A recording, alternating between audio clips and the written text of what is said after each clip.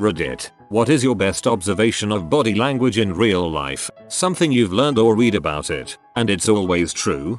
The most amazing occurrence of body language I've witnessed was a friend back in high school that could control our group of friends. Whenever we were standing in a circle and he wanted to speak, he would simply take a step or two towards the middle. This would cause everyone to quiet down, effectively giving him room to speak uninterrupted. We didn't catch on for a while, but the way he was able to perform it so subtly was amazing. I believe this has to do with personal space and how we instinctively react to an incoming presence.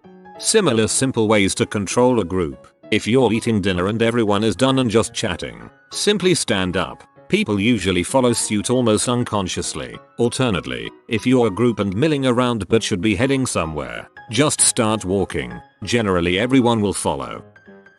To me, the absolutely most important thing I've learned about body language is that it has to be taken into context. What else are they doing? What are they talking about? Who are they talking to? Where are they? etc. When first starting to observe it, it's easy to take one gesture, posture, expression and go look crossed arms, that equals defensiveness or whatever. But that's only one part of an equation. If body language is an actual language, then crossed arms is just one word. You can't figure out what someone is saying by looking at just one word. You gotta look at the whole sentence. I oftentimes catch myself mirroring the actions of people I'm interested in, so I guess that's something. Agreed. It's a circular paradox. I can never work out if I'm mirroring them or they're mirroring me. Either way, it definitely indicates interest. During a job interview, sit in the same posture your interviewer is sitting in. It gives the impression that you are feeling the same way that they are. I don't think you are right for this job. My thoughts exactly, sir. In a quiet room full of people, for example a classroom, scream as loud as you can in your mind. Anyone that winces is a mind reader. You should watch out for them. Not exactly body language in the traditional sense, but I've sold 6 or 7 houses in my time and I've always known which viewer would put in an offer by the fact that they 1. Used the bathroom and 2. Altered something. It's held true every time. I stage my houses very carefully and I know when anything has been moved, used, changed, and would tell my husband to expect a call from the agent that evening. My guess is that the folks are subconsciously taking possession or marking territory. Ah yes, christening the toilet is vital when moving into a new home. When it comes to non-verbal communication, you don't just like for one particular behavior, you're looking for clusters, and even then, nothing is ever 100% true. Also, you have to take into consideration different cultures have different mores. What's considered acceptable in one culture might not be in another. In a group conversation, people will tend to look at the person they're most comfortable with the most. Self-touching, INB for masturbation jokes, is often a sign a person is nervous and or anxious. Lip biting is often a sign of arousal. Pupil dilation is a sign that a person is excited, and possibly on drugs.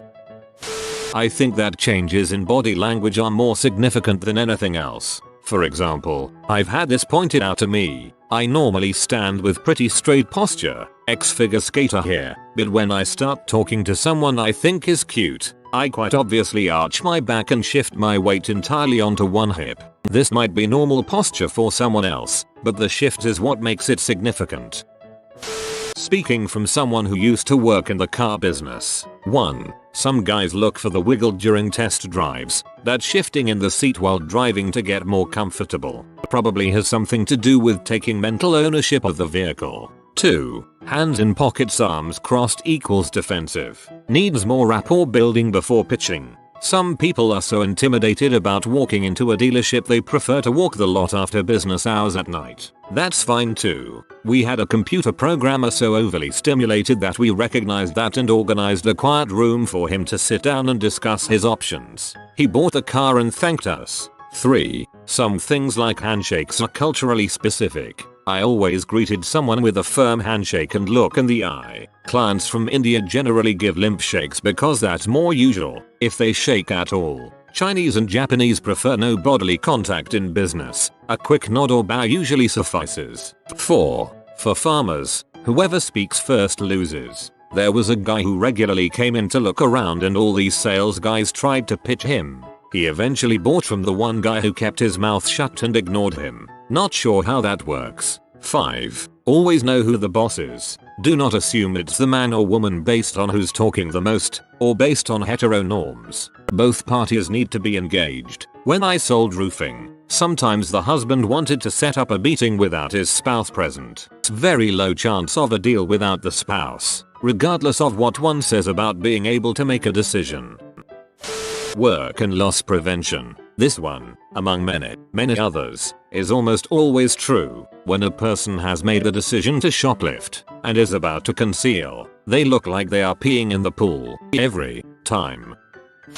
Shaking someone's hand can make you memorable. This is just something I have observed, so I'm not passing it off as a general truth. When I meet someone new in a casual setting, a friend of a friend, someone's co-worker, someone's family member, etc., a person who acknowledges your existence and makes their way over to shake your hand will have an immediate impact on me over someone who just smiles and nods or waves and whatnot. I feel more comfortable with someone who make initiative to shake your hand. For whatever the reasons may be, I am much more likely to approach someone whose hand I have shaken to learn more about them at some point in the night. This very much goes in the business world as well. I know it's common knowledge to shake someone's hand when you meet them first time in a business setting, but if someone approaches you to shake your hand while they are leaving, they are far more memorable in my mind. It gives me a sense of belonging knowing that someone thought about me in particular before leaving a place or setting and had to make their way over to let me know they are leaving.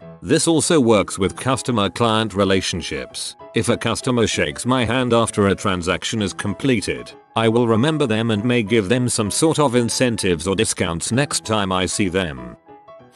Pediatrician here. Girls as young as 9-12 will start twirling playing with their hair if they find they are attracted to someone. It's pretty adorable to see it develop. This doesn't have to be sexually attracted, you weirdos. It can happen when they see someone doing something impressive, talking to someone important, etc. This behavior continues but can take on different patterns, like pushing their hair forward. Some guys take this as a sign that the girl is covering up, but it's probably closer to hey, look at my pretty hair.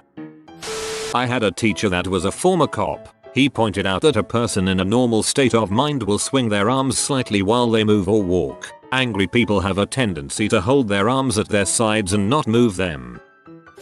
Always true? Maybe not. Often true? Sure. When one person grooms another person during casual interaction, oh, you've got some lint on your shoulder. Let me just he is being subconsciously affectionate to that other person and welcoming him her into the pack. I mean family, like monkeys picking each other's mitts. People who mimic your body language don't want to displease you. That's as close to universally true as these things go. You cross your arms, they cross their arms, that sort of thing. Nervous people often lick their lips and swallow. Liars often do, too, as well as touching their mouth. But it can be delayed after the lie when they feel like they got away with it. Like if you respond with, oh that makes sense, that's when they lick their lips. People falsely accused of lying generally have a stronger reaction than those caught in a lie. One-on-one, that sometimes comes out as, the honest person confronts you face on, while the liar turns a little away. It's more about the line of their hips or shoulders, not so much where they point their nose. I once read that if someone is accused of something they didn't do, they'll be more likely to use contractions in their speech. Something to do with being so comfortable with their own innocence they can speak informally. I didn't twist her arm. Truth. I did not twist her arm. Lie. Maybe bunk. But when applied to my children I find it's fairly accurate. If you're in a situation where you have to pretend to be surprised, keep your eyebrows raised for more than a second. That's a telltale sign. Genuinely surprised people will keep their face in that state for more than 1 second. From what I remember in one of my psych of criminology courses, real surprise almost always lasts only a small fraction of a second. Usually anything more is being faked, unless it is a really huge, unexpected surprise. I can't find a source, but it was from one of Paul Ekman's books. I discovered this one on my own, though I probably wasn't the first. This works for girls and guys. When someone suddenly sees someone they find attractive, the first thing they usually do is fix their hair. They usually can't stop themselves. It's an instinctive thing, like oh someone hot, gotta look fly. So next time you're walking about and someone fixes their hair right when they first see you, they're attracted to you. I work in one of the busiest retail store in the world. Policy dictates I can't show where on social media, but when I am on the front doors welcoming people and generally helping them with their dumb questions, you get pretty good at picking the painful long interactions out. As we have to welcome everyone, I raise my voice slightly and talk in a booming deep-set voice. Hi, welcome to. They get out Alfred hard and don't want to talk to me. I then take great pleasure in watching them ruin one of my co-workers' day. If I think they would actually enjoy talking to me, I make myself look dumb as crap and they walk straight past. Wandering eyes in a shop. Not the determined kind, the thinking kind. They are looking for presents. This observation has become so spot on that I ask our customers, so who are you getting a gift for? And that always surprises them and breaks the ice.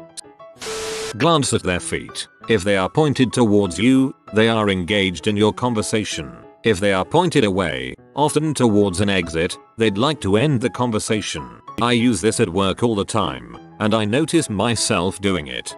It depends on gender and other things. However, men sitting and talking typically won't be facing each other directly, whereas women will. Apparently this is very common in girls. Not sure about guys. You can tell somebody wants to or is thinking about kissing you because they are constantly glancing from your lips to your eyes.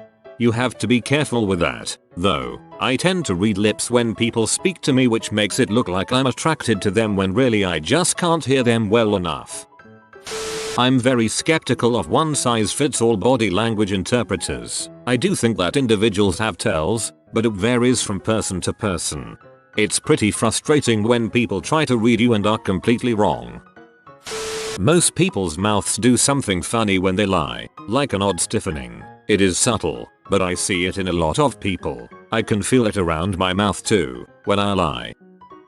If you're talking to someone and they keep rubbing their nose, your breath stinks.